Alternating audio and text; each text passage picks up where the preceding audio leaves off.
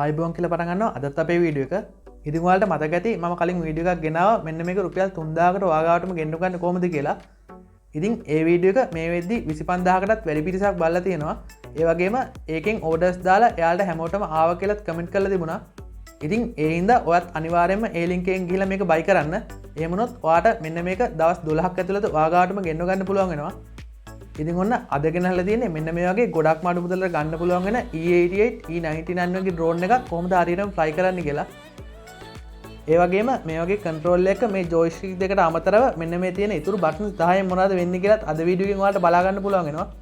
එහෙමනම් channel එක subscribe කරලා bell icon එකත් click කරලා තියාගන්න. එහෙනම් අපි වීඩියෝ එකට ගිහලා බලමු මේ ඩ්‍රෝන් එක හරියටම ෆ්ලයි කරන්නේ කොහොමද කියලා.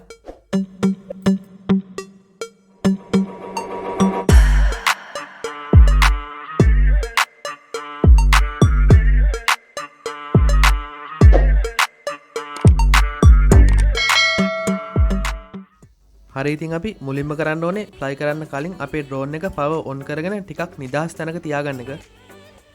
ඉතින් ඊට පස්සේ අපිට පුළුවන් රිමෝට් කන්ට්‍රෝල් එකේ මෙන්න මේ පේන බටන් එකෙන් පවර් ඔන් කරගන්න.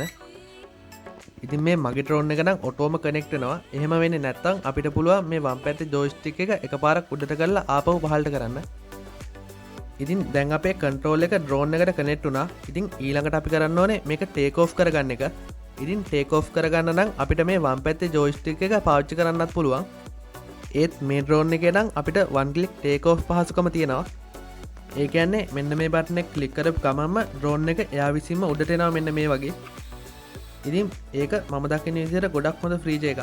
ඒ වගේම අපිට මේක අතේ තියාගෙන ඉඳලා එතනින් ටේක් ඔෆ් කරගන්නත් පුළුවන්.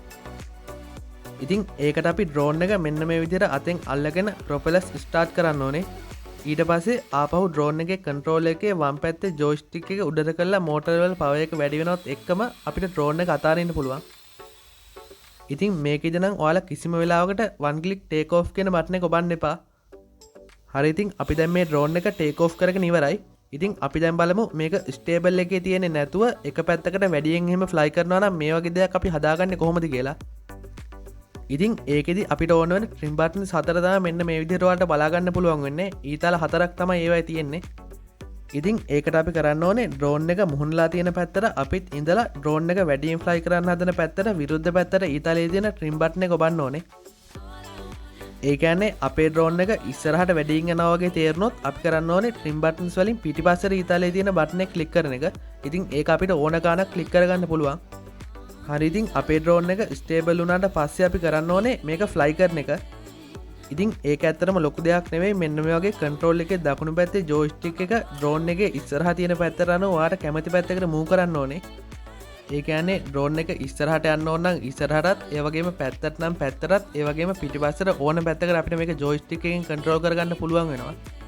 ඉතින් සරලවම කිව්වොත් අපිට මේක ප්‍රධාන දිශා 4ට අමතරව අනිත් දිශා 4ටත් මෙන්න මේ වගේ ජොයිස්ටික් එකෙන් කන්ට්‍රෝල් කරගන්න පුළුවන් වෙනවා. ඉතින් අපි දැන් බලමු මේ විදිහට ෆ්ලයි කරන ස්පීඩ් එක වැඩි කරගන්නේ කොහොමද කියලා. ඉතින් අපි ඒකට කරන්න ඕනේ කන්ට්‍රෝල් එකේ මේ වම් පැත්තේ උඩ තියෙන බටන්ස් දෙකෙන් මෙන්න මේ පැත්තේ තියෙන බටන් එක ක්ලික් කරන එක.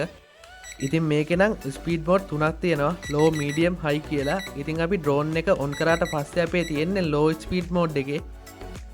ඉතින් ඊළඟට අපි මීඩියම් මෝඩ් එකට දාගන්න ඕන නම් මෙන්න මේ බටන් එක එකපාරක් ක්ලික් කරන්න ඕනේ.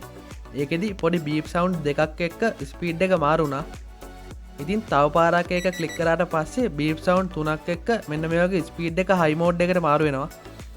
ඉතින් මේ ඔයාලට පේන්නේ හයි ස්පීඩ් මෝඩ් එකෙන් මේක ෆ්ලයි කරන විදිය. ඉතින් ඔයාලට පේනවා ඇති මේ වගේ සැලකිය යුතු වේගකින් අපේ ඩ්‍රෝන් එක දැන් ෆ්ලයි වෙනවා. ඉතින් ඔයා ඩ්‍රෝන් වලට අලුත් කෙනෙක් නම් මේ වගේ නම් ෆ්ලයි කරන්න යන්න එපා. ටිකක් පුරුදු කරගෙන ඩ්‍රෝන් එක මේ වගේ ෆ්ලයි කරන්න. ඉතින් අපි ආපහු අර ස්පීඩ් මෝඩ් බටන් එක එබුවට පස්සේ අපිට බලා ගන්න පුළුවන් නම් මේක ලෝ ස්පීඩ් මෝඩ් එකට ආපහු මාරු වෙනවා.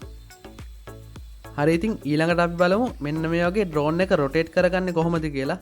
ඒකට අපි ඩ්‍රෝන් එකේ උඩ පහළ යවන්න පාවිච්චි කරන මෙන්න මේ වම් පැත්තේ ජොයිස්ටික් එක දෙපැත්තට කරන්න ඕනේ. ඒ කියන්නේ වම් පැත්තට කරකවන්න වමටත් අනිත් පැත්තට කරකවන්න දකුණටත් කරන්න ඕනේ.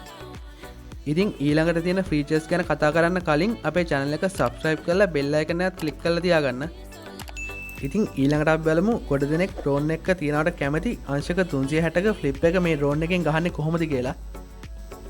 ඉතින් ඒකට අපි කන්ට්‍රෝල් එකේ දකුණු පැත්තේ උඩ තියෙන මෙන්න මේ පැත්තේ බටන් එක එකපාරක් ක්ලික් කරන්න ඕනේ. ඊට පස්සේ අපිට ෆ්ලිප් එක ගහන්න ඕන පැත්තට දකුණු පැත්තේ ජොයිස්ටික් එක මූව් කරන්න ඕනේ. ඉතින් මේකෙදි උඩට යටට පැත්තට ඩ්‍රෝන් එක වටේට ගොඩක් හොඳට ඉඩ තියෙන්න ඕනේ. ඉතින් අපිට මෙන්න මේ විදිහට ඕන පැත්තකට අපේ 360ක ෆ්ලිප් එක ගහගන්න පුළුවන් වෙනවා. ඒ වගේම ඊළඟට මම කතා කරන්න යන්නේ මෙන්න මේ හෙඩ්ලස් මෝඩ් එක ගැන. ඉතින් ඒකට අපි අපේ ස්පීඩ් මෝඩ් එක මාරු කරන තැනට එහා පැත්තෙන් තියෙන බටන් එක ක්ලික් කරන්න ඕනේ. ඉතින් ඒකෙන් වෙන්නේ අපේ ඩ්‍රෝන් එකට කන්ට්‍රෝල් එකකින් සිග්නල් යන පැත්තට ඩ්‍රෝන් එක තියනවා වගේ මේක වැඩ කරන එක. ඒ කොහොම වුණත් මට මේ විදිහ හරි ගියේ නැහැ. ඊට වඩා මං හිතුවා නෝමල් ෆ්ලයි කරන්නේ ගොඩක්ම ලේසි කියලා. ඉතින් කන්ට්‍රෝල් එකේ අනිත් පැත්තේ අංශක 360ක ෆ්ලිප් බටන් එක ගාව තියෙන මෙන්න මේ බටන් එකට අපි සාමාන්‍යයෙන් කියන්නේ ඉමර්ජන්සි ස්ටොප් බටන් එක කියලා. ඒ කොහොම වුණත් මගේ නම් ඒ බටන් එක ක්ලික් කරාට පස්සේ ඩ්‍රෝන් එකේ කිසිම වෙනසක් බලා ගන්න පුළුවන් වෙන්නේ නැහැ. ඒත් හරිනම් ඒ බටන් එක ක්ලික් කරාට පස්සේ අපේ මේ කැරකි තියෙන ප්‍රොපෙලර්ස් ටික ඔක්කොම එකපාරට නවතිනවා. හරි ඉතින් අපි දැන් බලමු මේක ලෑන්ඩ් කරගන්නේ කොහොමද කියලා. ඉතින් ඒකට අපි ඩ්‍රෝන් එක ටිකක් නිදහස් තැනකට ගෙනහිල්ලා මෙන්න මේ වන් ක්ලික් ලෑන්ඩින් කියන බටන් එක ඔබන්න ඕනේ. ඉතින් ඊට පස්සේ අපිට බලා ගන්න පුළුවන් වෙනවා මෙන්න මේ වගේ ගොඩක් ලේසියෙන් ඩ්‍රෝන් එක ලෑන්ඩ් වෙනවා. ඉතින් අපි දැන් මම මේ කියපු බටන්ස් හැම එකක්ම පාවිච්චි කරලා මේක ටිකක් අවුට්ඩෝර් ෆ්ලයි කරලා බලමු.